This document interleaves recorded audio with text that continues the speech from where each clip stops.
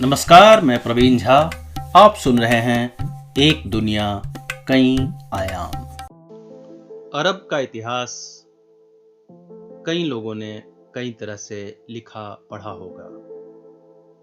आज मैं उसी इतिहास को अपनी भाषा में दोहरा रहा हूं।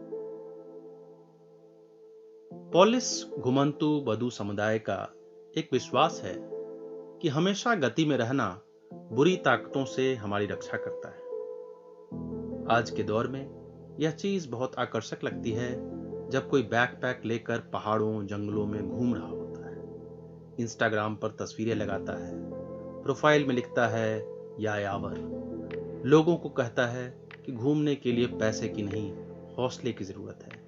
मुझे भी ऐसे लोग पसंद हैं, लेकिन अगर इनको बिना किसी मोबाइल, बिना किसी कैमरे, बिना किसी जीपीएस के मीलों फैले रेगिस्तान के बीच उतार दिया जाए तो क्या इनकी यायावरी कायम रहेगी? ये कितने दिन जी पाएंगे?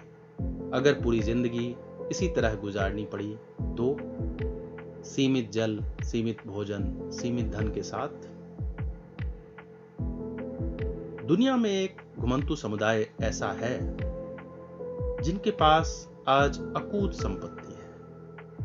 उनके पास निजी विमान हैं, आधुनिक नौकाएं हैं, अट्टालिकाएं हैं, दर्जनों सेवक और अप्सराएं हैं। कभी खजूर पर गुजारा करते लोगों की मेज पर आज पश्चिम से पूरब का हर पकवान मौजूद है। वे दुनिया के नामचीन कॉलेजों में पढ़ रहे हैं, खरबपति व्यवसायियों से मिल रहे हैं, हॉलीवुड की सुंदरियों के साथ बैठ वाइन पी रहे हैं। ऐसा नहीं कि यह हासिल करने वाले वह पहले घुमंतु समुदाय हैं, बल्कि उनसे पूर्व मंगोलिया का एक अन्य समुदाय दुनिया के बड़े हिस्से पर राज कर चुका है और अय्याश जीवन बिता चुका है। स्कैंडिनेविया के वाइकिंग का आकलन भी घुमंतुओं में किया जाता रहा है। लेकिन हमारे लिए मुश्किल है कि ऐसे लोगों के बारे में क्या लिखें। इनकी निशानियां कहां हैं? जिन्होंने न घर बसाया, न इमारतें खड़ी की, न शिलालेख लिखवाए, न कागज पर अपनी कहानी दर्ज की। अरब के विषय में किसी ने तंज किया कि तेल मिलने से पहले ये थे क्या? रेत में भटकते असभ्य, गरीब, अनपढ़ लोग। वाकई अगर ऐसा ही होता तो दुनिया का हर सातवां व्यक्ति क्या इस रेत से उपजे एक मजहब को मान रहा होता? बल्कि यूं कहें कि हर तीसरा व्यक्ति क्या इससे उपजे 3 मजहबों को मान रहा होता?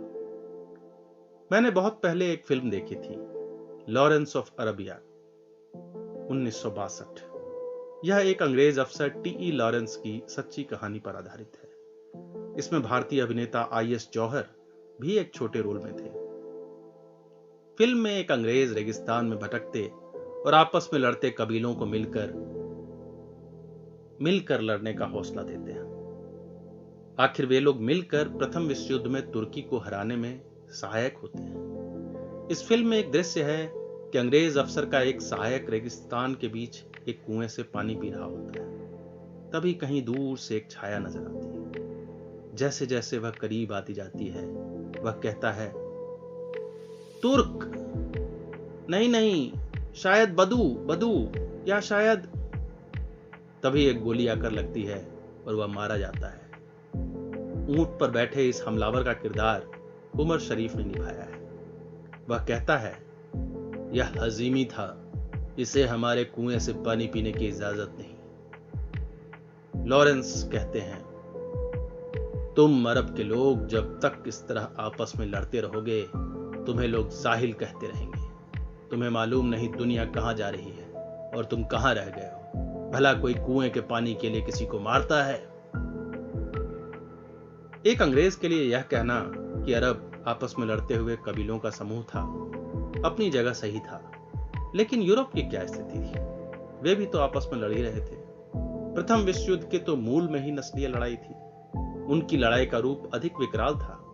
उससे हुई जान माल की हानि अरबी कबीलाई लड़ाइयों से कहीं अधिक थी। अरब की इस कहानी में 2 और चीजों की चर्चा कम होगी। पहली, ऑटोमन साम्राज्य के इतिहास की, क्योंकि वह अपने आप में एक भिन्न विषय है। दूसरा, इस्लाम के मजहबी इतिहास की, क्योंकि उसमें इतिहास और आस्था के बीच रेखाएं स्पष्ट नहीं है। कुछ मूलभूत समस्याएं भी हैं कि इन चीजों में कुछ भी कहना बहुत ही कठिन है। क्या अरब की कहानी बिना ओटोमन और इस्लाम इतिहास के कही जा सकती है? क्या अरब का अपना भी कोई इतिहास है?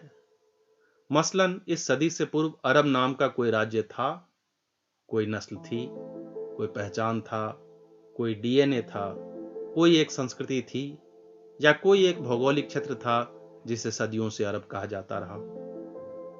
इन प्रश्नों का उत्तर देने का प्रयास इसी दशक में सऊदी अरब सरकार ने भी शुरू किया है। उन्होंने 2016 में प्रोजेक्ट शुरू किया ताकि नए सिरे से अरब का इतिहास लिखा जा सके। मैं जब इस प्रोजेक्ट के प्रारूप को पढ़ रहा था तो देखा कि अरब का इतिहास 6000 ईसा पूर्व से शुरू किया गया है, मिस्र और मेसोपोटामिया सभ्यता से भी पुराना। न जाने वे कैसे इसे पुरातात्विक प्रमाणों से सिद्ध कर पाएंगे।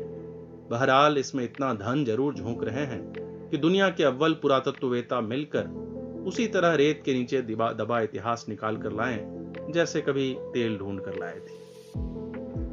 यह सिद्ध करना इतना कठिन भी नहीं होगा। इसका कारण है अरब का भूगोल। अगर मानचित्र में देखें तो यह दुनिया का सबसे बड़ा प्रायद्वीप 3 महादेशों के बीच टंगे किसी झूले की तरह है। अफ्रीका से यूरोप या एशिया की किसी भी जमीनी यात्रा के लिए यहां से गुजरना ही होगा। दजला फरात के दोआब तक पहुंचने के लिए इसकी रेगिस्तानी चौहद्दी में तपना ही होगा। यह मुमकिन है कि हिमयुग के पहले तक के भी कुछ प्रमाण मिल जाएं कि यहाँ बस्तियां मौजूद थी, मिले भी।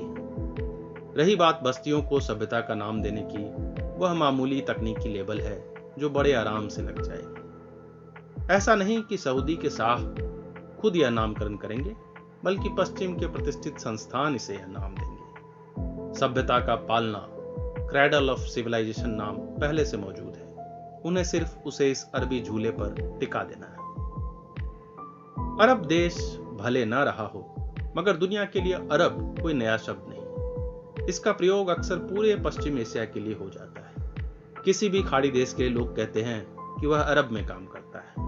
ऊंट भी अरबी, घोड़े भी अरबी, शेख भी अरबी, उलेमा भी अरबी, वहाबी भी अरबी, सुन्नी भी अरबी। एक पहचान जो सदियों पुरानी है और सबसे मजबूत है वह है भाषा। इसकी लिपि है, विशद साहित्य है। आखिर कुरान ही इस भाषा में है जो आस्था के हिसाब से अरबी की पहली किताब भी कही जाती है। इस भाषा का प्रसार इस कदर है कि यूरोप में कई सरकारी कागज देखता हूं, उसमें दूसरी भाषा अंग्रेजी नहीं होती, अरबी होती है। जबकि न एक और अरबी नौकर दिखेगा, न शरणार्थी। सड़कों पर पत्थर बिछाते तुर्क दिख जाएंगे, मगर अरबी नहीं। इन सब के बावजूद यह भी सच है कि अरब खुद एक बिखरे हुए पत्थरों का ढेर है। बाल्कन देशों के बराबर ही इस प्रायद्वीप में कई देश, कई सीमाएं हैं। यमन, अमीरात, ओमन, Kuwait, Qatar, Bahrain, Syria, Iraq, Israel, फिलिस्तीन, जॉर्डन, लेबनान, मिस्र और इन सब के बीच बैठा सऊदी अरब। इसकी चौहद्दी में बम और मिसाइल चल रहे हैं, लोग मर रहे हैं, इमारतें ढह रही हैं। फिल्म लॉरेंस ऑफ अरेबिया में एक अन्य दृश्य है। तुर्की के विमान अरबी कबीलों पर बम गिरा रहे होते हैं। उन्हें अंग्रेज समझाते हैं कि आप भी हमारे आधुनिक हथियार लें, इन तलवारों और खंजरों से भला कब तक मुकाबला करेंगे। वहां शहजादा फैसल, बाद में जो इराक के सुल्तान हुए, कुछ यूं कहते हैं, अभी तो हमारे कबीलों की लड़ाई के कुछ उसूल हैं। हम तभी लड़ते हैं जब एक दूसरे के रेगिस्तानी कुएं से कोई पानी पीता है। एक दिन ये यूरोपीय हथियार हमारे हाथ आ गए तो मुझे डर है इन गोलियों की आवाज कभी बंद नहीं होगी। कुछ दिनों पहले मैं वियना के एक सम्मेलन में था। वहां एक ही समय में कई कार्यक्रम हो रहे होते, जैसा मेडिकल कॉन्फ्रेंस में अक्सर होता है। उसमें जो आपकी रुचि का हो वहां जाकर बैठ जाए। जैसे कहीं गुर्दे के कैंसर पर चर्चा चल रही हो तो वहां देख लें कि क्या अपडेट है। कहीं दिमाग के सिकुड़ने के अलग अलग इमेजिंग पर बात हो रही होगी। कहीं एक वरिष्ठ टेनिस खिलाड़ी पीट सैम्प्रास के कंधों का MRI दिखा रहे होंगे। इसी तरह से एक दिन विषय दिखा रेडियोलॉजी और कला। मैंने पहले उस विषय पर ध्यान न देकर एक अन्य महत्वपूर्ण विषय चुन लिया जो खेल से जुड़ी चोटों पर था। वही मेरी मुख्य विशेषज्ञता और रुचि भी है। लेकिन दोनों के शुरू होने में आधे घंटे का फैसला था, तो मैं इस कला विषयक वक्तव्य में बैठ गया। वहां एक महाशय दुनिया के पुरातात्विक कब्रों में निकली हड्डियों आदि का एक रेडियोलॉजिकल मॉडल बना रहे थे। यह कि वह व्यक्ति वास्तव में कैसा दिखता होगा, उसके दिमाग की संरचना कैसी होगी, उसकी मृत्यु की वास्तविक जगह क्या होगी, जैसे उन्हें 16वीं सदी के फ्रेंच गणितज्ञ दार्शनिक रेने डेकार्टे की खोपड़ी दी गई। उन्होंने उसके अंदरूनी हिस्से के गड्ढों का सीटी स्कैन और वर्चुअल रिकंस्ट्रक्शन की मदद से एक इम्प्रिंट बनाया। उससे डेकार्टे के दिमाग के आकार और उसकी सिलवटों का एक मॉडल बना। उम्मीद के अनुसार उसके दिमाग की वह सिलवटें अधिक विकसित थी जो गहन चिंतन में सहायक है।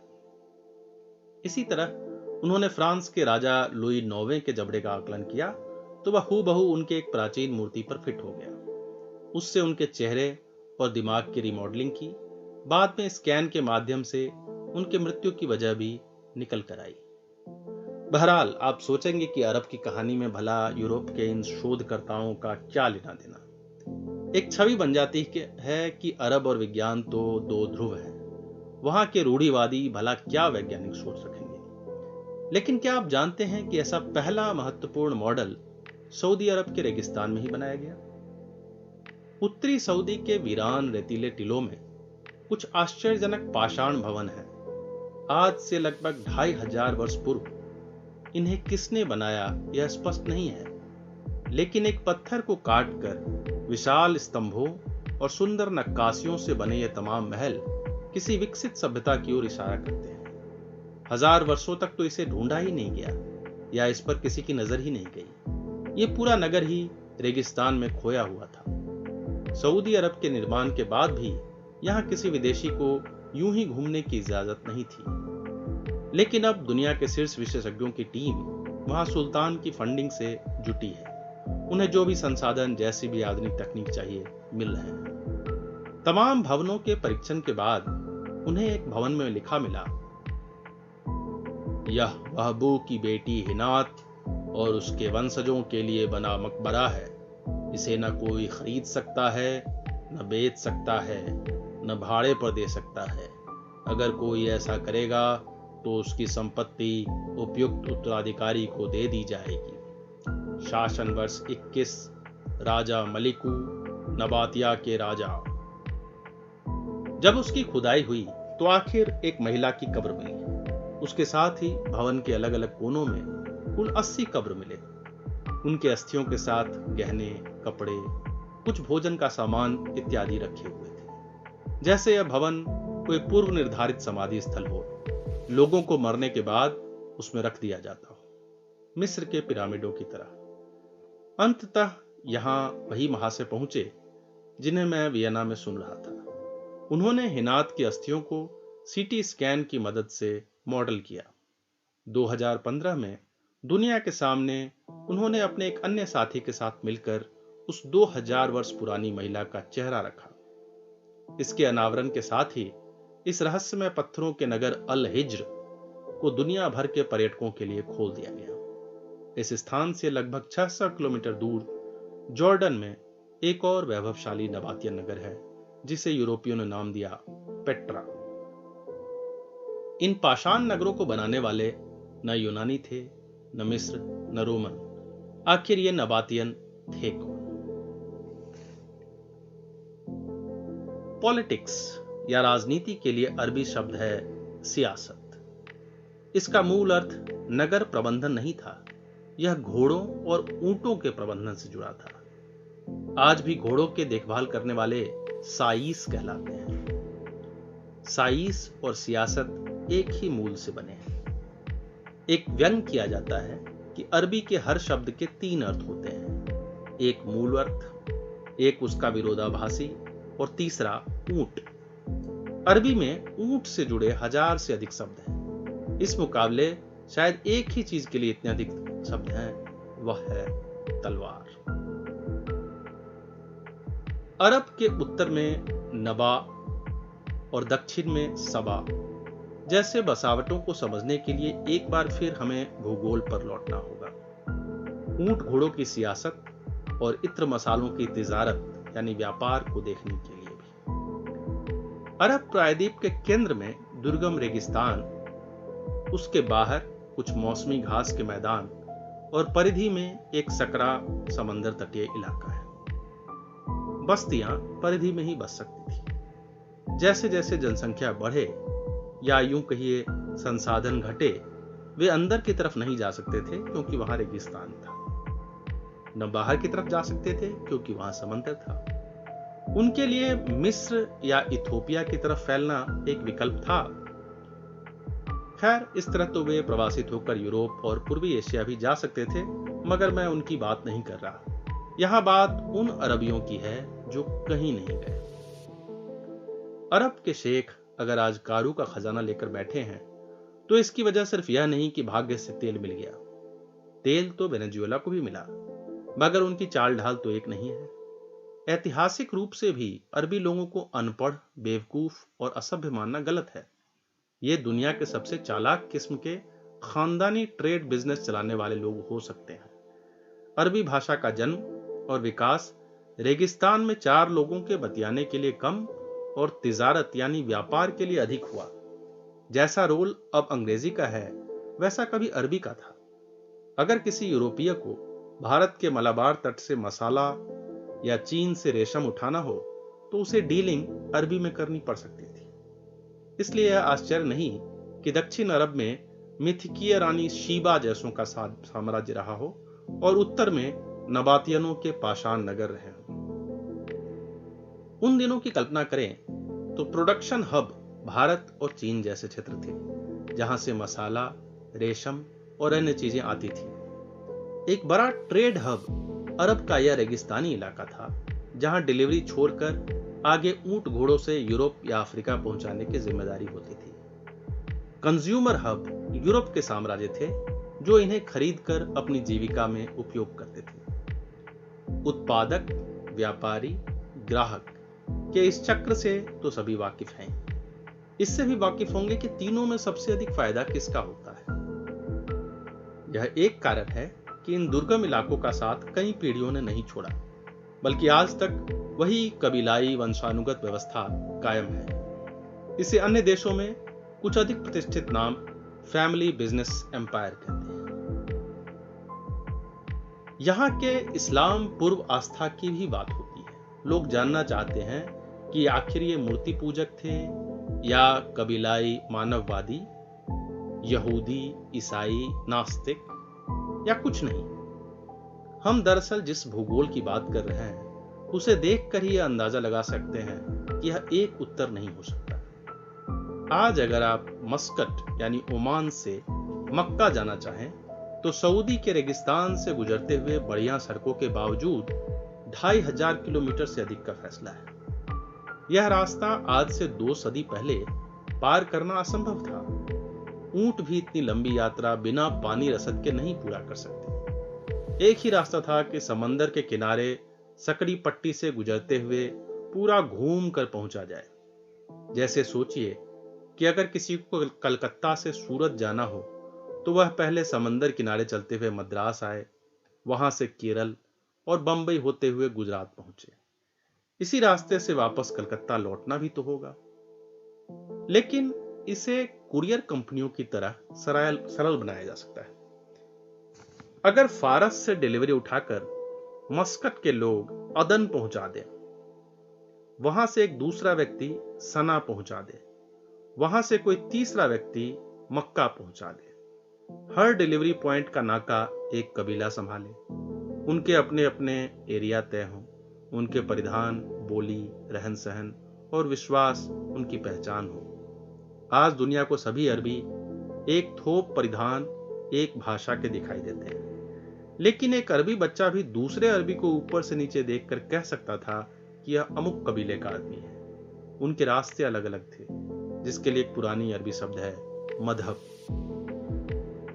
अब तो इस शब्द का अर्थ अधिक बृहत है, लेकिन कभी दुनिया की तरह अरब में भी कई रास्ते या कई मजहब थे। उर्दू में यही शब्द कहलाता है मजहब। आज दुनिया की 4 सबसे ऊंची इमारतों में 2 अरब में है, जिनमें सबसे ऊंची बुर्ज खलीफा है। प्रोजेक्ट जेद्दा टावर 1/3 बनकर रुकी हुई है, जो 1 किलोमीटर से भी ऊंची बनाने की योजना है। एक और रोटेटिंग टावर की योजना अटकी पड़ी है, जिसमें फ्लैट दिशा बदलते रहेंगे। सऊदी में एक 26,500 वर्ग किलोमीटर का सुपर सिटी नियोम बन रहा है, जिसमें दुनिया की आधुनिकतम चीजें होंगी। यह नगर इजराइल और कुवैत जैसे देशों से भी बड़ा होगा। मुझे आश्चर्य होता है, आखिर क्यों? जरूरत क्या है? धनी देश तो और भी हैं, उनकी प्राथमिकताओं में ऐसे इमारत, ऐसे सुपर सिटी नहीं होते। अरब के तो मूल निवासियों की जनसंख्या भी बहुत अधिक नहीं है। फिर यह किस तरह का शौक है कि दुनिया के सर्वश्रेष्ठ वास्तुकार यहां बुलवाए जाते हैं? कम से कम अब यह नहीं कहा जा सकता कि नई दौलत का नशा है। क्योंकि इन्होंने सदियों ऊंट घोड़े पर भटकते गुजार दी, अब शहर बसाना चाह रहे हैं। क्या इसके उलट यह संभव है कि वे पहले भी भव्य नगर बसाने के शौकीन रहे थे? एक पाषाण नगर अल हिज्र की चर्चा तो मैंने की, लेकिन वह सिर्फ ट्रेलर था। जो नगर दुनिया के 7 अजूबों में शामिल किया गया, वह तो पूरे अरब का इतिहास ही पलट देता है। यह नगर सदियों तक छुपा रहा। ऐसा नहीं कि यह रेत के नीचे दबा पड़ा था या किसी अत्यंत दुर्गम स्थल पर था। यह तो सामने होकर भी नजर नहीं आ रहा था। अब भी उसे देखने के लिए 80 मीटर ऊंचे चट्टानों के बीच के सकड़े रास्तों से लगभग 1 किलोमीटर चलना होगा, तब जाकर अचानक किसी स्वप्न की तरह एक विशाल नगर दिखाई देगा। पेट्रा। उस इलाके के बदू कबीले ने 19वीं सदी तक इसके अंदर किसी बाहरी व्यक्ति को जाने नहीं दिया। 1812 में एक स्विट्जरलैंड के व्यक्ति अरबी भेष में एक बकरी लेकर अंदर घुस गए। उन्होंने बाहर आकर पश्चिमी दुनिया को बताया कि यह तो चमत्कार है। उसके बाद जो सिलसिला शुरू हुआ, आज तक कायम है। हॉलीवुड फिल्म श्रृंखला Indiana Jones and last crusade में भी इस पेट्रा के अंदर खजाना ढूंढने जाते हैं। इस 100 वर्ग मील में फैले गुप्त पाषाण नगर में एक भी इमारत ईंट जोड़कर नहीं बनाई गई, बल्कि इसके उलट वहां मौजूद पत्थरों को काटकर बनाई गई। बड़े बड़े भवन जिनमें नक्काशीदार स्तंभ बने हैं, सीढ़ीदार एम्फीथिएटर, चौड़ी सड़कों वाला नगर केंद्र, रेगिस्तान में पानी इकट्ठा करने के नेटवर्क और आकस्मिक रेगिस्तानी बाढ़ रोकने के बांध। किंतु वहां की वास्तुकला एक पहेली है। उसमें ग्रीको रोमन शैली के स्तंभ हैं, यानी यूनानी और रोमन शैली के। तो सीरियाई शैली के मेहराब हैं। उसके ऊपर एक कलश है जो इन दोनों शैलियों से मेल नहीं खाता। कुछ स्थानों पर तो ऊपर हाथी बना है, जो भारत से प्रेरित लगता है। वहीं नक्काशियों पर मिस्र की छाप है। इसका काल निर्धारण ईसा से पूर्व शुरू होता है और ईसा के बाद भी कुछ सदियों तक रहता है। लेकिन इन सब के बावजूद इसका इतिहास वैज्ञानिक रूप से अस्पष्ट है कि यह क्यों बनाया गया और किस राजा ने बनाया। क्या यह संभव है कि आज ही की तरह अरब में दूसरे स्थानों से वास्तुकार और कारीगर बुलवाए गए हों, या यह कि इनका व्यापार के सिलसिले में आना जाना होता था तो सभी शैलियां देख ली थी, या यह कि यहां अलग अलग समय अलग अलग राज आए और सब ने अपनी शैलियां यहां लाई। इनके जो 2 मुख्य लोकेशन हैं, वे उस जंक्शन के करीब हैं जहां 2 महादेश मिलते हैं, तीसरे का रास्ता बनता है। इसलिए यहां अधिक व्यापारिक गतिविधि की संभावना है। इसे प्राकृतिक रूप से गुप्त या सुरक्षित रखने की तो खैर उचित वजह है ही। जहां मसाला और रेशम दूसरे स्थानों से आते थे, वहीं लोहबान इस रेगिस्तान की खासियत थी। इसका उपयोग पूजाओं और प्रासादों में धूप अगरबत्ती के लिए होता था और इस कारण इसकी कीमत अच्छी हो सकती है। इस तरह अरब एक सक्रिय व्यापारिक केंद्र रहा और यहाँ चरम जलवायु और वीराने रेगिस्तान के बावजूद गतिविधियां रही।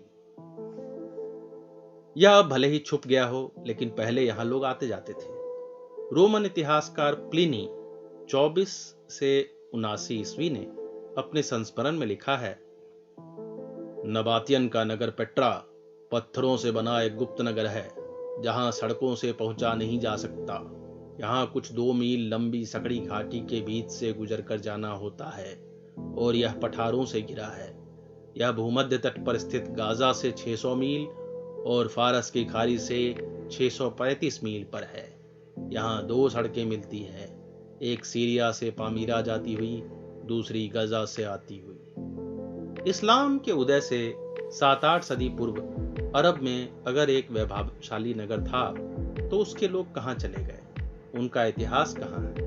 अरब के लोग उन्हें अपना पूर्वज मानते हैं, लेकिन उन्हें भी इनका इतिहास स्पष्ट नहीं। हालांकि उनकी दीवार पर एक लिपि है जो बड़े आराम से पढ़ ली गई। यह उस मूल लिपि में है जिससे हिब्रू, फारसी, अरबी और कुछ हद तक यूनानी भी मिलते जुलते हैं। इस नबातियन लिपि को अरबी का प्राचीन रूप माना जाता है।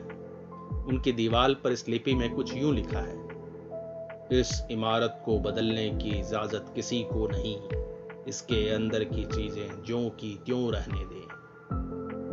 खैर, यह नगर तो आज तक वैसा ही है, मगर अरब ज्यों का त्यों रहने वाला नहीं था। इस नगर की चहल पहल से महज 300 किलोमीटर उत्तर में एक स्थान था, बेथलहम, जिसे यीशु मसीह का जन्म स्थान माना जाता है।